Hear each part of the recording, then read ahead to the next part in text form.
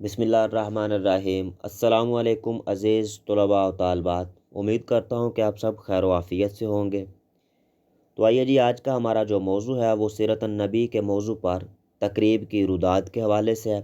جیسا کہ اس سے پہلے آپ نے روداد کیا ہے، اس کے اصول و ضوابط، اس کے قوانین کو آپ نے پڑھا دیکھا، اور اس کے بعد کچھ موضوعات پہ ہم نے روداد کو دیکھا کہ روداد کو جو ہے وہ کیسے لکھا جا سکتا ہے، اور روداد نویسی جو ہے یہ کیا ہے۔ تو آج کے موضوع کے حوالے سے اگر بات کی جائے تو یہ موضوع روداد نویسی کا آپ کے امتحانی نقطۂ نظر کے حوالے سے بہت اہم ہے، اور یہی سوال آپ کے گوجرانوالا بورڈ میں 2003، 2004، 2010 اور 2017 کے پیپر میں آ چکا ہے۔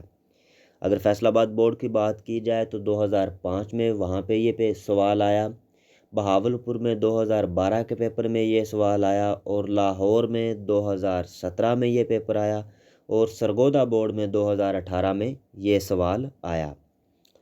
اب اگر بات کی جائے 2020-21 کی تو یہ سوال پھر سے دہرایا جا سکتا ہے، اور یہ کیونکہ ایک اہم سوال ہے تو یہ سوال لازمی طور پر آپ کے امتحان میں آ جاتا ہے۔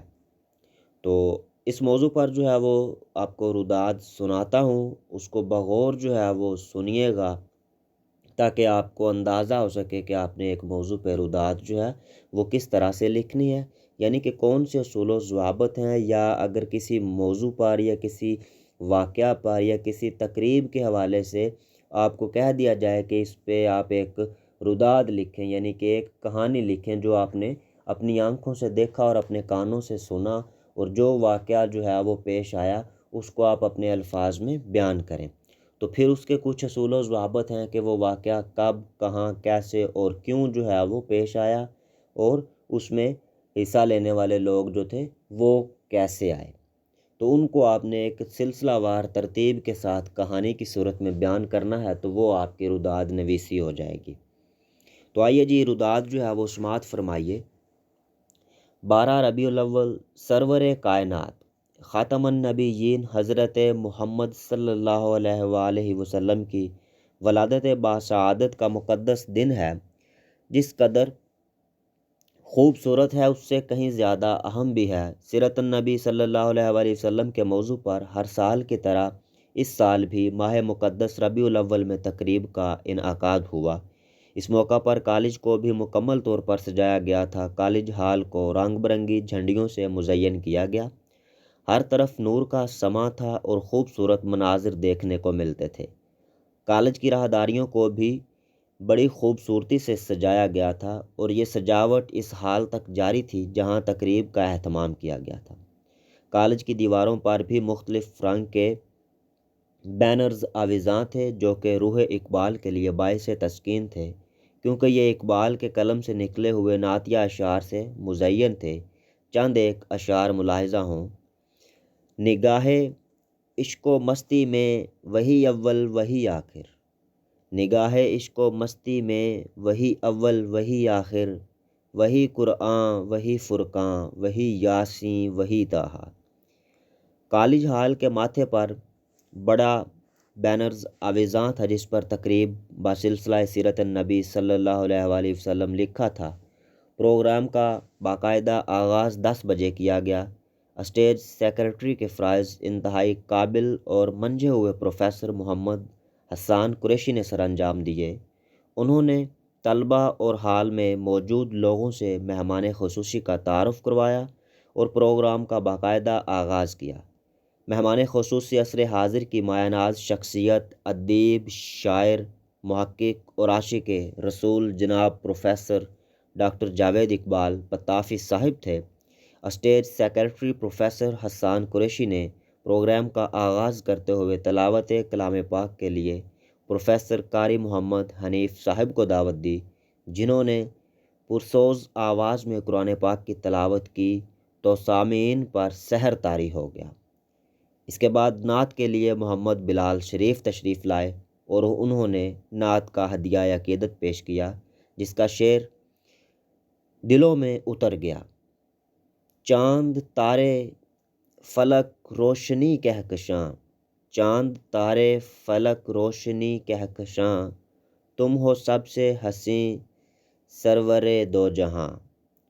اس کے بعد اسٹیج سیکرٹری کے نے مقابلے کا باقاعدہ آغاز کرنے سے پہلے ججز کا تعارف کروایا۔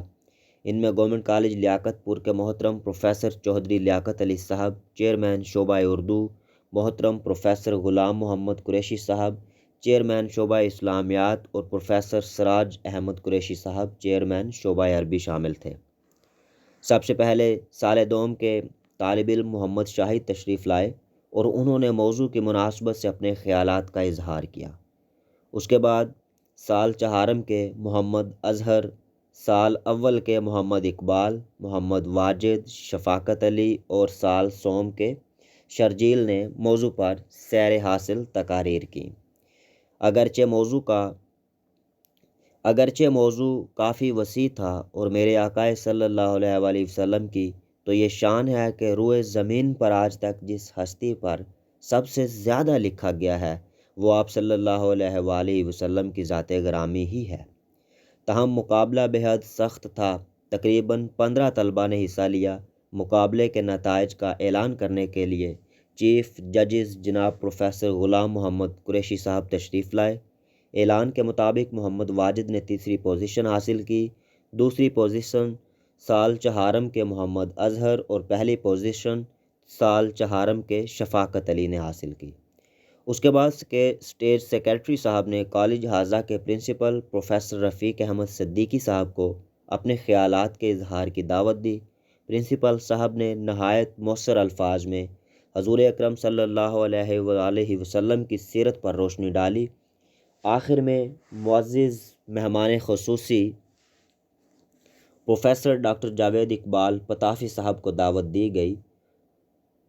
منکسر المزاج شخصیت کا سخن بھی غماز انکسار تھا۔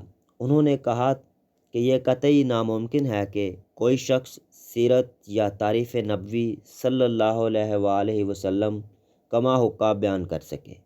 بہرحال سیرت نبوی صلی اللہ علیہ وآلہ وسلم لازوال، بے مثل، بے نظیر، کامل و اکمل، جامع و مفصل اور جاویداں ہے، اور آپ صلی اللہ علیہ وآلہ وسلم کی سیرت پاک ترجمان قرآن اور لبریز ضیاء ایمان ہے۔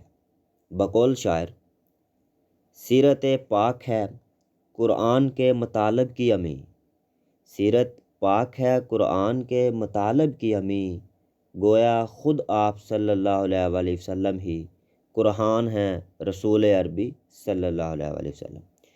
چنانچہ انہوں نے مائک اسٹیج سیکرٹری کے حوالے کیا اور اپنی نشست پر براجمان ہوئے۔ کامیاب طلباء کو مبارکباد دینے کے ساتھ ساتھ نقد انعامات اور کتابوں کے تحائف بھی دیے گئے۔ تقریب کے اختتام پر پرنسپل صاحب نے تمام مہمان گرامی کا شکریہ ادا کیا اور تمام طلباء کو بھی مبارکباد دی۔ اس کے ساتھ ہی ایک خوبصورت اور یادگار تقریب کا اختتام ہوا اور اس دلکش و بابرکت تقریب کی یادوں کو دل میں سمیٹے سب اپنے اپنے گھروں کو روانہ ہوئے۔ تو یہ تھی جی سیرت النبی کے موضوع پر تقریب کی رداد۔ جیسا کہ آپ کو بتایا گیا تھا کہ رداد کسی بھی واقعہ یا کوئی بھی آپ کا جو حال یا کوئی بھی واقعہ آپ کو جو پیش آتا ہے، جو آپ اپنی آنکھوں سے دیکھتے ہیں، یا کوئی بھی بات یا کوئی بھی واقعہ جو آپ اپنے کانوں سے سنتے ہیں، اور پھر اس کو آپ ایک سلسلہ وار ترتیب کے ساتھ، ایک ردم کے ساتھ جو ہے وہ بیان کرتے ہیں کہ وہ بات کب، کہاں، کیسے اور کیوں ہوئی، اور کس نے شروع کی اور کہاں پہ ختم ہوئی۔ تو اس کو آپ جب لکھیں گے تو وہ آپ کی رداد ہو جائے گی۔ جیسا کہ ابھی آپ نے موضوع دیکھا سیرت النبی صلی اللہ علیہ وآلہ وسلم کے موضوع پر تقریب کی رداد کے حوالے سے، تو اس میں کیسے شروع ہوا کہ ربیع الاول کے مہینے کی بات کی، یعنی کہ ربیع الاول میں شروع انہوں نے ایک خاص موقع سے کیا، پھر اس میں جی کہ کب، کہاں، کیسے، کیوں، یہ اس میں 3-4 صیغے ہوتے ہیں کہانی یا رداد لکھنے کے۔ تو اس کے بعد یہ کہاں پہ منعقد ہوئی؟ کالج میں، کالج کا ماحول بتا دیا۔ اس کے بعد جی کالج میں جی اس تقریب میں کو باقاعدہ جو اس کا آغاز ہوا، اس میں آغاز کے حوالے سے جی اسٹیج سیکرٹری، پھر مہمان خصوصی اور طلباء ان سب کی جو نشست تھی اس کے بارے میں بیان کیا۔ پھر جی موضوع کافی وسیع تھا، لوگوں نے جو ہے وہاں پہ مقابلے کیے، نعتیہ مقابلے ہوئے، تقاریر ہوئیں، نعتیں پڑھی گئیں، تقاریر کی گئیں، تلاوت کلام پاک ہوا۔ اس کے بعد جو ہے وہ دوسری آپ کہہ سکتے ہیں کہ جتنی بھی اس میں گفتگو ہوئی، ادارے کے سربراہ نے گفتگو کی۔ پھر جناب مہمان خصوصی میں سے کوئی شخصیت آپ بتا سکتے ہیں کہ انہوں نے جی سیرت النبی کے حوالے سے ایک درس دیا، ان کی تعریف کے حوالے سے انہوں نے ایک تقریر کی۔ اس میں جی آپ جو باتیں یا کچھ موضوعات جو آپ کو یاد ہوں ان کے بارے میں آپ بتائیں گے۔ پھر آخر میں جو ہے وہ اس اسٹیج سیکرٹری نے جو اعلان کیا، پھر اس تقریب کا باقاعدہ جو ہے وہ اختتام ہوا۔ اختتام میں طلباء کو مبارکباد دی گئی۔ پھر جو ہے وہ مہمان خصوصی اور طلباء کا جو ہے وہ شکریہ ادا کیا گیا۔ پھر وہ سب اپنے اپنے گھروں میں روانہ ہو گئے۔ تو اس طرح سے آپ ایک موضوع پہ جو ہے وہ کہانی لکھ سکتے ہیں، روداد لکھ سکتے ہیں۔ تو اس روداد کو آپ دیکھیے گا، یاد کریے گا، کیونکہ یہ موضوع جو ہے یہ کافی اہم موضوع ہے۔ اس کے حوالے سے پیپر میں سوال لازمی آ جاتا ہے، اور اس کے ساتھ ہی ہم اپنے اگلے لیکچر میں جو روداد پڑھیں گے وہ روداد ہے تقریب باسلسلہ یوم اقبال کے حوالے سے۔ وہ اگر آپ کر سکیں تو ایک دفعہ اس روداد کو آپ لازمی صرف اور صرف اس کہانی کو، اس روداد کو ایک دفعہ صرف پڑھ لیجئے گا اگر ہو سکے تو، وگرنہ اپنے ہم اگلے لیکچر میں جو ہے وہ اپنی دوسری روداد جو ہے وہ اس کو دیکھیں گے۔ پھر آپ کو اندازہ ہو جائے گا کہ تقریب کے حوالے سے جب بھی کوئی روداد آئے گی تو اس کو آپ نے کس طرح سے جو ہے وہ شروع کرنا ہے، اور کس طرح سے اس میں آپ نے ایک ردم سے ترتیب کے ساتھ بات کو لے کر چلنا ہے، اور اس کا اختتام کس طرح سے کرنا ہے۔ تو جی میری طرف سے میرے تمام عزیز طلباء و طالبات کو نیک تمناؤں اور نیک دعاؤں کے ساتھ والسلام، سلامت رہیے، آباد رہیے، شکریہ۔